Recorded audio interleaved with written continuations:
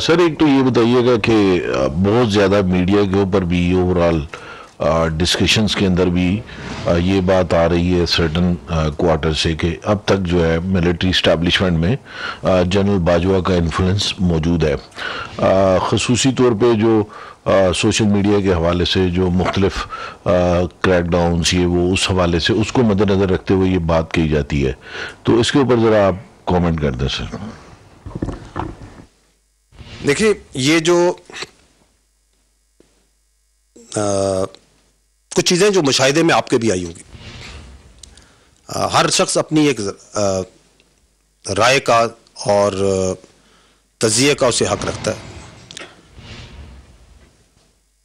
अगर हम देखें कंसेप्शली तो चीफ ऑफ आर्मी स्टाफ जनाब आसिम मुनीर इस बात का आदा करते हैं कि जो ताकत है, असल ताकत का जो महवर है और जो मरकज है वो अवाम पाकिस्तान है।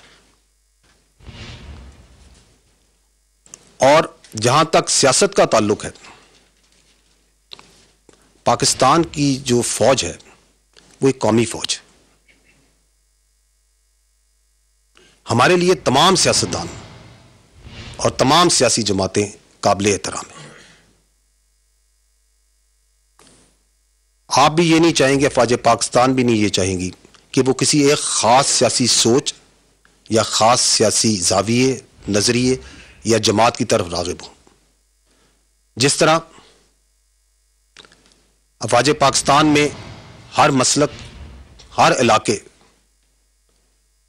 और पूरे पाकिस्तान की नुमाइंदगी है, इसी तरह ये ख़ास सियासी सोच की नुमाइंदगी नहीं करती।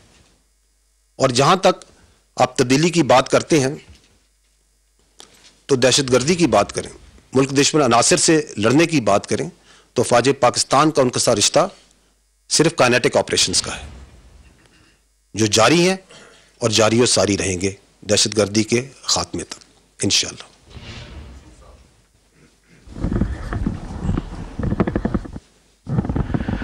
जनरल साहब, अहमद मंसूर 24 न्यूज़ से ताल्लुक़ है। आपने जो पहले अपनी ब्रीफिंग में बताया कि जो फ़ौज का काम मगरबी सरहदों पे, मशरकी सरहदों पे जो इंटरनल सिक्योरिटी, दहशतगर्दी की जंग, बहुत कामयाबियां हैं और वहाँ पे हर महाज पे मुतमिन भी हैं, कौम भी मुतमिन है। लेकिन सर सोशल मीडिया का जो महाज है, माजरत के साथ वहाँ पे हुकूमत, रियासत, अदारे हम उस तरह कामयाब भी नहीं है और मैं समझूंगा कि रियासत नाकाम हो रही है। हाँ, मैं आपको army chief general Asim Munir साहब को, जो DGISI हैं, उनकी बर्दाश्त को मैं दाद देता हूं, लेकिन सर रियासत कमजोर हो रही है। उनकी जात की बात हो तो वो बर्दाश्त करें। रियासत पर हमले हैं पाकिस्तान के अंदर से, पाकिस्तान के बाहर से। शाहीन साहिबाई साहब हैं जी, वजाहत एस खान हैं, आदिल राजा है, हैदर मेहदी, वो बहुत सारी लंबी लिस्ट है, पूरा टोला और आपस में ये मुनज़्ज़म है, पूरा नेटवर्क है। ये कोई अब ढक्की छुपी बात नहीं है, सबको पता है। लेकिन कोई रिएक्शन हमें नजर नहीं आ रहा। इतनी कमजोरी क्यों है? क्या आइन और कानून में कोई ऐसी चीज नहीं है कि उसके ऊपर रहते हुए इसका सदेबाब हो? क्या कुछ ऐसी पॉलिसी है? अगर हुकूमत नहीं कर रही, अदलिया खामोश है, तो अदारे कहां तक खामोश रहेंगे? कुछ है प्लान में या हम समझे कि बर्दाश्त ही करते रहेंगे? आपने एक बड़े अहम मसले की तरफ निशानदी की, जो कि आजकल जो सा है, जिससे ये पूरी जो एक हैजान और इस तरह की कैफियत तारी हुई। देखिए, आईन पाकिस्तान हर शहरी को आज़ादी राय का हक देता है, बिल्कुल देता है, लेकिन यही आइन इस आज़ादी राय को चंद कवानीन और बंदिशों के अंदर कैद करता है। सोशल मीडिया और मीडिया में भी अफवाज पाकिस्तान इदारों और उनके अहदेदारों के खिलाफ जो बातचीत की जा रही है, हम समझते हैं कि वो ना सिर्फ गैर जिम्मेदाराना और गैर दानिशमंदाना है, बल्कि गैर आइनी भी है। और हमें इस बात का भी इदराक है कि हो सकता है कि कुछ लोग ये जाती हैसियत में कर रहे हों, बल्कि लेकिन इसके पीछे कुछ जाती और सियासी मकासद भी हैं। और कुछ केसेस में बैरून मुल्क जो आपकी एजेंसीज हैं, जो हॉस्टाइल इंटेलिजेंस एजेंसीज हैं, उनके एजेंडे को भी आगे बढ़ाया जा रहा है, उनके आलाकार भी बने हुए हैं। अफवाज पाकिस्तान का जो कानून कवानीन है, जो हमारी ट्रेनिंग है, जो हमारा डिसिप्लिन है, वो हमें इस बात की इजाज़त नहीं देता कि हम हर बिला बुनियाद इल्ज़ाम और तज्जिए का तुर्की ब तुर्की जवाब दें। आप लोग भी ये नहीं चाहेंगे, अवाम भी ये नहीं चाहेगी कि उनकी अफवाज एक ला हासिल बहस में पड़ जाए और अपना फोकस अपने ऑपरेशनल मैटर से, जो कि हुकूमत और आइन ने हमें तकवीज़ की हैं, उन जिम्मेदारियों से हटा के इस ला हासिल बहस में पड़ जाए। हम तामीरी तनकीद को अहमियत देते हैं, लेकिन यह बात हम बताना जरूरी समझते हैं कि दुनिया की किसी और फौज की तरह अफवाज पाकिस्तान भी धौंस और फरेब से इसको दबाव में नहीं डाला जा सकता। जहां तक सरकोबी का मामला है, जो आपने कहा, अगर यही बातचीत आपके बारे में, सहाफियों के बारे में या सियासी लीडर्स और उनकी पार्टीज के बारे में की जाए, तो आपको पूरा हक हासिल है कि उसी मीडियम में रह के आप उनको जवाब दें। अगर ये किसी मुअज़्ज़ज़ जज के बारे में की जाए तो हित्ते इज्जत का कानून हरकत में लाया जा सकता है। अगर ये बातचीत इदारों या उनके अहदेदारान के बारे में की जाए तो हम भी कानून को हाथ में लिए बगैर सिर्फ कानून पाकिस्तान को ही हरकत में ला सकते हैं, जिसकी कुछ मिसालें आपको कुछ केसेस के सिलसिले में मिलती भी हैं।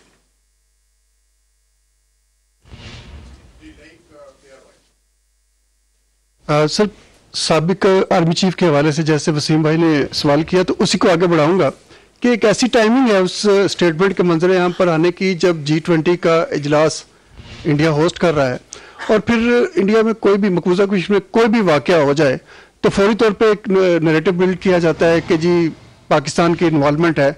दूसरा, एक मुस्तकबिल करीब में उनके इलेक्शंस भी हैं, तो कोई ऐसा इरादा तो नहीं लग रहा कि एक और false flag operation India plan कर रहा हो जैसे पुलवामा का कर चुका है? और एक छोटा सा सवाल, तारीख की मुख्तसर तरीन एक रात स्टेटमेंट आई आर्मी चीफ के 4 रोज़ा दौरा चाइना के हवाले से, क्या वो उसकी मजीद एलेबोरेट करेंगे, उसकी क्या क्या उसकी अहमियत है? मैं आपके पहले सवाल की तरफ पहले आता हूँ। देखें, ये बदकिस्मती है कि हिंदुस्तान की जो इंटरनल पॉलिटिक्स है, जो उसकी डोमेस्टिक पॉलिटिक्स है, उसमें पाकिस्तान की सियासत और पाकिस्तान के हालात की एक अहमियत है।